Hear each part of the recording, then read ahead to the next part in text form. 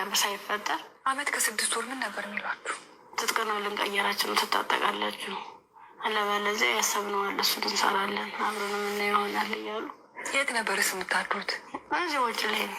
ብዙ ጊዜ ዛፍ ነበር እንዲተከልል ተነመለ ነበር።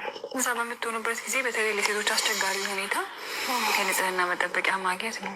ያንንስ እንዴት ነበር የምታሳልፉት? የምን ንጽህና መጠበቅ ነው? መቀዝ ምን ስናክ ነበር ምንሉ።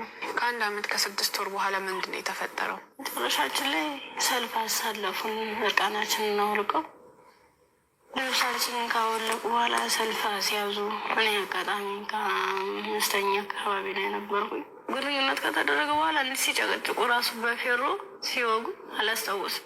ደንዝዟል ሰውነት። ምን ያህል ሰው እንደተደረገ ምን እንደተደረገ አላውቅም። በ6ኛ ቀን ስነቃ እንደ መበላ ነው የሚፈሰው። እሷ ደግሞ አንድ አካል ስለጎደላት ምንድን አማራጭ የለበስኩትን ልብስ አውልቄ እሷ እግሮቿን አስሬ ነውቅፋ እየጎተትኩ ጀመር የጀመርኩ። እንዳላዝላት አልችላትም። ከዚያ አብረን ነው እኮ የምንሄደው። አንቺን እኮ ትቼሻለሁ ስትለኝ እንዲሆነን ሁለት አባለ ስንኩል ማን ይቀበለናል አልኳት።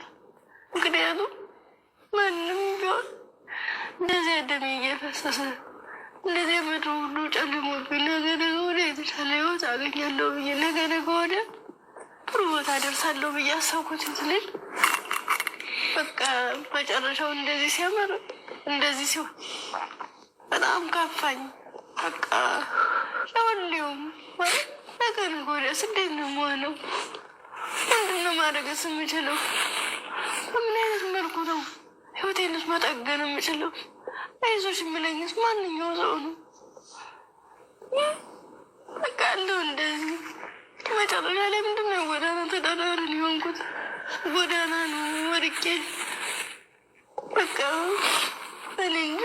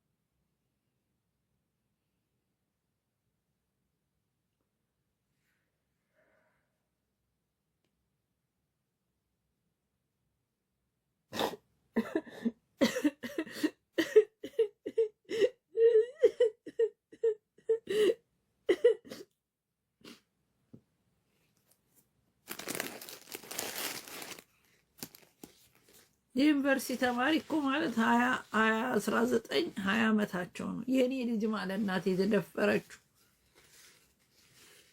ተደፍሮም ተጥለው 1 አመት ዊዛውት ሞዴስ ጫካው ሴት ልጅ እግዚአብሔር አይሆነግ ሸኔ አይሸሌዎች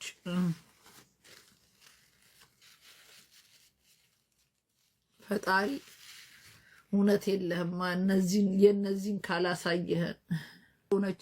እሱ ታዋቂ ስለሆነ እኮ ነው። ይሄ የብዙ ኢትዮጵያዊ ሴት እኮ ጉድ ነው። ሴት እኮ ጉድ ነው። እስቲ ቲንክ አባውት ኢት ኢትዮጵያኖች። የእሷ ህይወት ጎረቤት ባላቸውን እኔ ስንት ጊዜ ነው እናቴ አንቺ ልጅ ታይ ተብዬ ባልና ሚስት በዘነዘና ሲደባደቡ ደርሻለሁ። ጎረቤት ሆና እናትየው ለፍተው አመት ባል ነው ብለው ድፎ ደፍተው እንጀራ ጋግረው ምን ብለው ባልየው ጠንብረው ሰክረው መጡና የቀረውን ሊጥ የጋገሩ ዳቦ ላይ እንጀራው እንዳይጋገር ባል ተብዬ እናታችሁ አፈርት ብላ ከእናንተ ጋር ካልሆነ መኖር አይቻል። አኝ ብለን እንዳንተፋችሁ አለ እናንተ መኖር አንችል። ትተናችሁ አንኖር አይቻልም። እናንተ ከኛ ጋር ስቃያችንን አበላችሁን ጉልበት ስላላችሁ። እግዚአብሔር እንዴት አድርጎ ከእናንተ ጋር ከጎናችን አውጥቶ እንደተሰራን አዶን ነው ወይ ለእያንዳንዱ ሰው እሙሙ እቃም ሰጥቶ ራሳችን በራሳችን ቢሆንስ ከነዚህ ጋር እየጨፈጨፉን ከምንኖር አለሱ መኖር አይቻል ወይ ለራሳችን ሁለቱንም እግዚአብሔር ቢሰጠን ተቃጥለን ሞትን እኮ እየደበደቡን። ስንት ሴት ናት መከራዋን እያየች እየተደበደበች ስቃዋን እያየች። የሚያገናኘን ነገር አለ። እግዚአብሔር ለነሱ ሌላ ለኛ ሌላ ሰጥቶ አለሱ መኖር አይቻልም። ባናረግስ ቢቀርስ እንዳትሉ እንዴት 5 ዓመት ኖሬ አይቼዋለሁ። አለሱ መኖር አይቻልም። አንዴ ከጀመራችሁ አንደኛችንን ድንግል ሆነን ካልመለኮስም በቀር አይቻልም መኖር።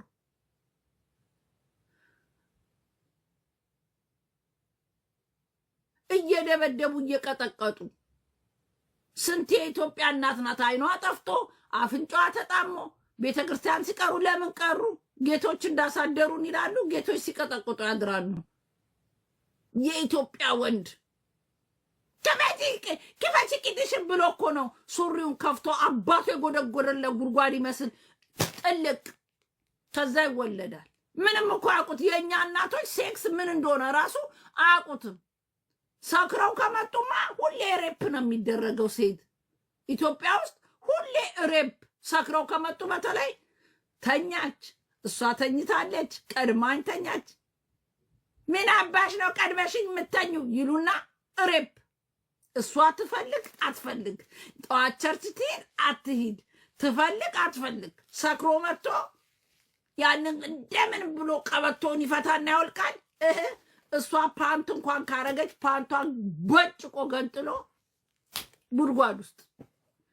እሱ ረካ ስለ እሷ መርካት ምን ማለት ዳይዶን ኬር። ኢትዮጵያዊ ሴት ሁላችንም በቀጥታ ባይሆን በተዘዋዋሪ ሬፕ ያልተደረጉ እናቶች የሉ ኢትዮጵያ ውስጥ። በቀጥታ ሬፕ ባይደረጉ ሁላችንም ኢትዮጵያዊ ሴት በእኛ ዘመን አይችልም። እኔን እናቱ ድንጋይ ትብላ ወንድ የሆነች እኔን ማድረግ አይችልም አለ ፍላጎቴ ኖ። የኢትዮጵያ እናቶች ግን ሁሉም ተደፍረዋል በሚል ሙሉ ክስ ማቅረብ አለብን። ሙሉ ክስ። ያልተደፈረች ትኖራለች ብዬ አልገምትም። ምናልባት 100 ላልሰጥ እችላለሁ። ሁሉም ደፍረዋል ሚስታቸውን። በተለይ የሚጠጡ ከሆነ ደፋ እንጸልይ እንደ ጌታዊ የራሳችንን ለራሳችን ስጠን ብለን እኮ መጸለይ ነው ልንጀምር ነው።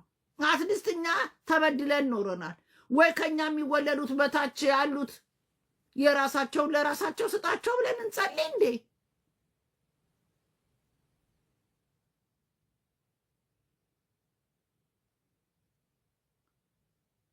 ረንጅታችሁ ቃጠል። ከእንቅልፋችን በነቃን ቁጥር አጀንዳ፣ በመጣን ቁጥር አጀንዳ።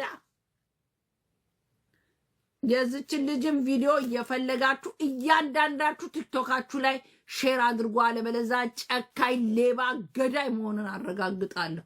እያንዳንድ ኢትዮጵያዊ ነኝ የምትል ሁሉ የቀነኒን እና የዚችን ልጅ አሁን የዚችን ልጅ የወጣውን እንድታረጉ ዲዩት እንድታረጉ ዲዩት። አንጀታችሁ ቅጥል ያለ ተቃጠሉ። እኔ እኮ አስመስዬ መኖር አልችል።